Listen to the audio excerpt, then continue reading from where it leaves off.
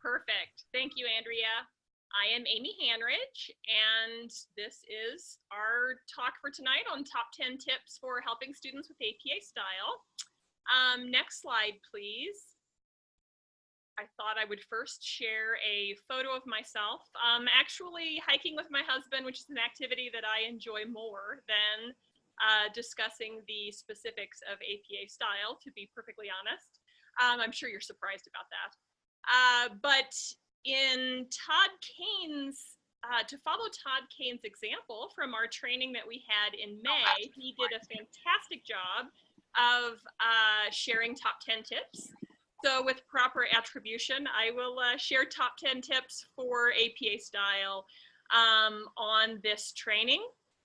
Students may dread this topic as much as faculty do, but if we all have great attitudes about this, it can be quicker and easier for all of us. I did not become an online professor in order to focus only on APA style conventions. I'm sure probably most of you did not. If anyone here did, no offense, but I do let my students know that hey, the intricacies of APA style, that's not necessarily my favorite part of this job, but it's important, and that gives me a segue into then, okay, I realize maybe the small details of APA style requirements aren't the most fun for you as a student either, but it allows me to segue into then my first tip. So on the new slide, the first tip of the top 10 tips is simply to define for students what APA is in the first place, what APA style is, and what that has to do with this course, with whatever course that you're teaching. I've had students who had no idea that APA stood for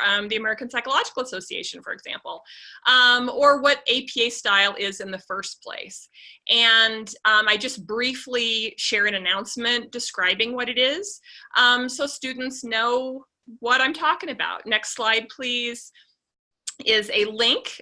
Here's a resource to define that for students. It's right on the APA style website. What is APA style? They have a frequently asked questions page. They are asked this a lot. Why do I have to do this? And letting students know that this is simply a publication set of standards that they will find in all of their online courses for Ottawa, most importantly, and any of them that are not English. English courses obviously do require MLA format, but their other courses do require APA style. It's a great way for me as the instructor to see that they're following the guidelines clearly. I describe to students often as well that you can see very quickly and easily in the reference list what is what's an article, what's a book. Explaining that briefly to students sometimes helps alleviate maybe some anxiety or stress about all these details in the first place. So this may be a fun resource or a helpful resource to share with students. Next slide.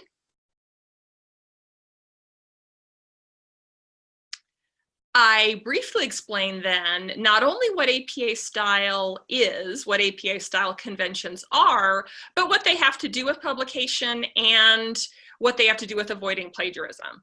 I've had students, I've even had faculty express to me, well, that's the way to avoid plagiarism. Not really. These are conventions. These are agreed upon sets of rules to clarify what is what, but it alone is not going to help a student avoid plagiarism. And I do emphasize that with my students as well. I do let them know also that an incorrectly formatted citation is better than no citation at all. I remind them their argumentation is what matters. I remind them that citing anything that is not their own work or information, statistics, dates, facts from source material, they need to cite those. If they're worried about citing it incorrectly, an attempt is better, and then we can go into the stylistic conventions. But so I do differentiate between these stylistic conventions and avoiding plagiarism, that these stylistic conventions can help them because there are a set of rules for how to cite, but when in doubt, cite is what I repeat often to my students. Next slide. Share sources. So now you're going to see, this is the meat of our discussion for tonight, and you'll see several sources that I do share with students on the next 3 slides. So for tip 3 here, I share sources repeatedly throughout my online courses. So next slide, please. First and foremost, I share Ottawa's library APA resources. That's always my first and repeated suggestion to students that, hey, this is there, you have this access, the library tab right at the top of Blackboard, this is available to you. I also share this link, and I encourage them to keep that in various places so they can just pop into that link and get really used to it and comfortable with it. One of the links in Ottawa Library's APA resources, one of the links is Purdue's OWL. Many people are familiar with Purdue's OWL or the Online Writing Lab. That can be overwhelming. I've had students express to me that there's so much information there, I get overwhelmed. I've had students who just love it. So and it's certainly a very common resource that is shared. It's shared right in Ottawa's library APA resources. So it's something students should be familiar with, should familiarize themselves with. So I repeat that as well. Next slide, please. Some students prefer a physical book to hold in their hands, so I make sure they're aware of the publication manual of the American Psychological Association 6th edition. They can purchase it straight from the APA style link. You all will have these PowerPoint slides as well, so you can follow these links to purchase one for yourself as well as if you want. There's the ISBN number for you as well. The book is 272 pages, however. So just like the OWL site that can be a bit overwhelming, that book can be a bit overwhelming as well. But we have different styles of learners, different kinds of learners. Some students prefer that physical book, so I am sure to recommend to students, hey, if you want the physical book, here's where you get it. My favorite is the APA style blog. The APA style blog is linked in Ottawa's library APA sources from the previous slide. It's one of the listed resources there. It's fantastic. It has a question and answer format. You can search right in the search field of the APA style blog for whatever you're looking for. Capitalization, anything that your secondary sources, anything that you're looking for, you can type right into the search field on the APA style blog website and probably find a frequently asked question, probably find one of those question and answer style blog posts to answer your question. I also use a standard internet search, a standard Google search, and I will search whatever APA topic I am wondering about and put in APA style blog then as well for one of the first hits to be the APA style blog for myself, to find their blog post, their article, their question and answer format on the particulars. I find it very helpful. I share those links with my students then as well. Here, this answers your question if the student is asking me something. I have even emailed the style experts. You'll see at the top of the APA style blog, contact us, and they show you ways to contact them. And I have had detailed specific questions on secondary sources, for example, and they responded to me within 24 hours and were extremely helpful, even though I thought I had a strong grasp of APA style conventions. They're the experts and they helped me a ton. And I share this email as well with my students. I tell them first go to these other resources, but if there's some detailed particulars that are just stumping you, in my experience, the style experts are greatly helpful. There are sample papers and checklists as well right on Ottawa's site that is shared on that previous slide. I share those sample templates with my students as well. And I do recommend you creating your own template as well. It should all be the same. A template is the template is the template, but maybe you want to emphasize some things on your own template, particularly if you see common errors that students are making, that kind of thing. And I also recommend a how to use this template explanatory document as well, because I have made up a template and I still have students ask questions. So I let them know if something's italicized in the template that I made, it means it should be italicized in your paper, that kind of thing. Next slide, please. Coursework and tutoring as well are more resources that I share with students, and I remind students of these items in announcements as well.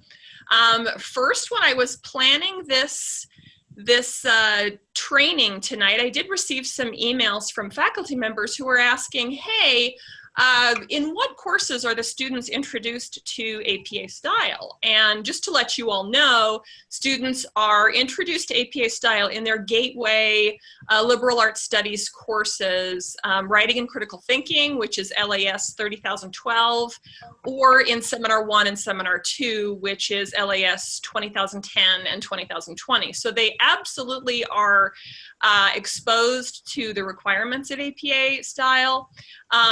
And of course, as you know, with the APA style links in Ottawa's library, there are many resources at students' fingertips, but sometimes they need to be reminded. And just because they've had these courses as well doesn't mean in later courses that they don't still need some reinforcement and reminders. And there's a range. I've had a range of students who seem to have a strong grasp of the intricacies to students who don't seem to know them at all. And so they do need some of these helpful sources.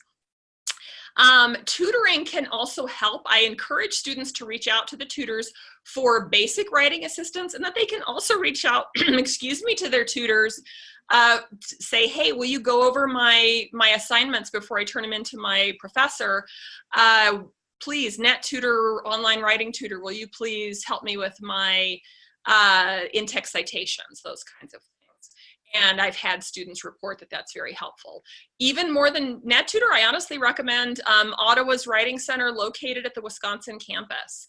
And I have many students, I share announcements about this and share comments in grading feedback as well about Ottawa's Writing Center. And I have students consistently surprised. They didn't know that this was a resource available to them. So if all of us as faculty members teaching online courses share announcements saying, did you know?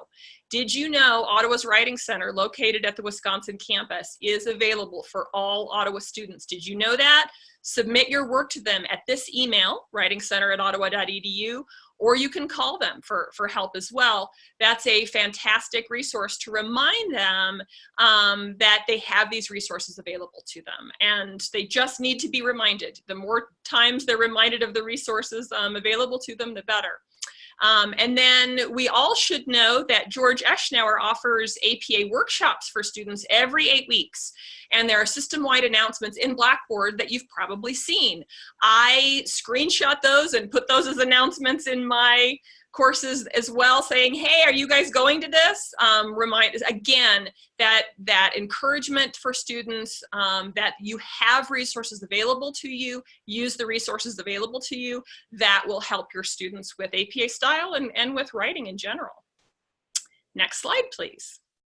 Hey, Amy, there was a question on the chat that I'd like to just jump in real quick. Does APA still publish, I don't know if you know this, does APA still publish the concise rules of APA style, which is a pocket style guide? I wasn't sure. I don't know. I honestly don't know. That would be a great. If anybody on the chat can answer that, feel free to do so. Yeah, that's a great resource. And that would be, again, that would alleviate some of the criticisms that I shared earlier of the 272-page book. Right. Okay, I'll jump to the next slide. So I've mentioned this a bit already, but my fourth tip in these top 10 tips are use all 3 areas for instructor feedback in your online courses to reinforce APA style. Announcements, you can share tips, everything from that the Writing Center at Ottawa to reminders, to maybe common mistakes, these kinds of things. Discussions, you can share them. It's a bit trickier in discussions because I never want to call out a student in a discussion. I don't want to embarrass a student, but I certainly share modeling, and I will share a post to everyone. If anyone's having a problem this week citing the article that we're talking about, I want to remind you this is the way to do it in text. This is the way to do it as the full reference citation at the bottom of your post, something like that. Modeling a post that is in APA style is helpful. And then in grading feedback, I share detailed feedback on this should be in sentence case, this should be in title case, and I share some links as well to the APA style blog. I see you're having some issues with, you may want to go to this link. I share that right as grading feedback, and that seems to help a ton because students tend to read the grading feedback, but all three of those places, again, hopefully they'll catch it when it's in these different places. New slide, please. Anticipate. This is true for all of these tips. The more we can share announcements ahead of time, share reminders, even share a live collaborate session, share these maybe a template that you might make, share these resources. It might seem like a lot of work, but in my experience, it's actually, it saves work. It makes grading much easier when students know the expectations.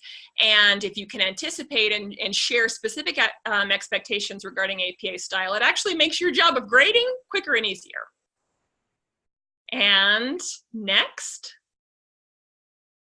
maintain an easy listing of reply comments. So I do that as well in a Google Doc, actually. I keep a Google Doc of maybe the APA style blog pages, the URL of a specific APA style blog, frequently asked question about some error I see commonly. And I'll share a comment saying, it looks like you're having problems with how to format articles and reference lists. This source may help you, something like that. So I can copy and paste those quickly into my grading feedback. Be careful, however, when I share this, I want to caution you, don't over comment. We don't want to give students we don't want to demotivate them, we don't want to give them the incorrect impression that Times New Roman 12-point font is more important than their argumentation or other stylistic details. Those are important. You need to share a few basics, remind it, but find that happy medium between, making sure you're letting them know the APA style sources that are available to them and that they should be formatting in APA style and some basics of what that means, and sharing too many details that might demotivate them. Next slide, please. And this is an important one. I do caution my students against using citation generating software. That is, there are various citation generating software tools shared in Ottawa's library even, and I have used them myself, and they are too often faulty. They come back with errors. Very often errors in full reference entry citations for article titles that should be in plain text and sentence case, and they come back in title case almost always. So I'm always telling my students, I'm putting a comment on their reference list, this should be in sentence case, not title case. But wait, I used the citation tool. So that is a problem. And I just caution I share an announcement, letting them know, hey, I don't recommend those. I recommend you learn the rules instead. And I do recommend defining for students what sentence case is. They hear this phrase, sentence case, and they hear the phrase title case, for example, and have no idea what I'm talking about. And I'm sure to define for them that sentence case is just the way sentences are written in the English language, where first words are capitalized and proper names are capitalized and first words after colons, and that's it. And that seems to surprise them because they're used to having to format article titles, for example, in title case. But giving them the words for the phrases seems to help as well. Learning the rules seems to help, as opposed to just using citation generating software and they don't know when it's wrong. New slide, please. Again, this is connected to slide 6. Reaffirming the importance of advancing their own arguments. So it's not only in terms of, you don't want to demotivate them in terms of focusing too much on APA style, but also letting them know, reminding them that paraphrases or quotes are merely bolstering their own points, their own thoughts, their own points in the discussions, in their papers. That's what we want to read and understand, and that the scholarly support simply bolsters theirs. And when we can remind them that it's bolstering and you're just citing in this particular style to bolster your own points, that seems to help often as well. Okay, may we move to slide 9, please? We have a question on the chat. Dr. Ann Williams says, what are your thoughts about graduate students? Some of them seem to have little idea about APA. I teach undergraduates myself, but I would be far more strict on APA style minutia with graduate students than I would with undergraduate students. In fact, I use the explanation for my undergraduate students that, hey, if you get to graduate school, this is going to really matter. You're preparing for professional work and possibly publication yourself. So number one, I would care even more. So I would care less about demotivating my students, frankly. I would say, look, you're in graduate school. You need to know these details in and out, and you need to be ready to publish is what I would be. You know, in some ways I argue to my undergraduate students, you might need to be ready for graduate school. And at the very least, you need to be clear to me, your faculty member. That's true for all students. That's one of my first arguments back to why APA style, slide 1 tonight, is letting them know, hey, you want to be clear to me. I'm grading this, and the clearer you can be in your clear language and then in your citation as well, so I'm not distracted by the way this looks, but I'm reading your arguments and understanding your arguments, you're going to do better. You're going to score better. This is going to, you know, clear writing matters, and it's also going to help your grade in my class. So not just for arbitrary reasons, but for clarity. So I remind that to all of my students. And for graduate students, I would simply be more stringent in my expectations. Great, I agree. Thank you, Amy. I'll change.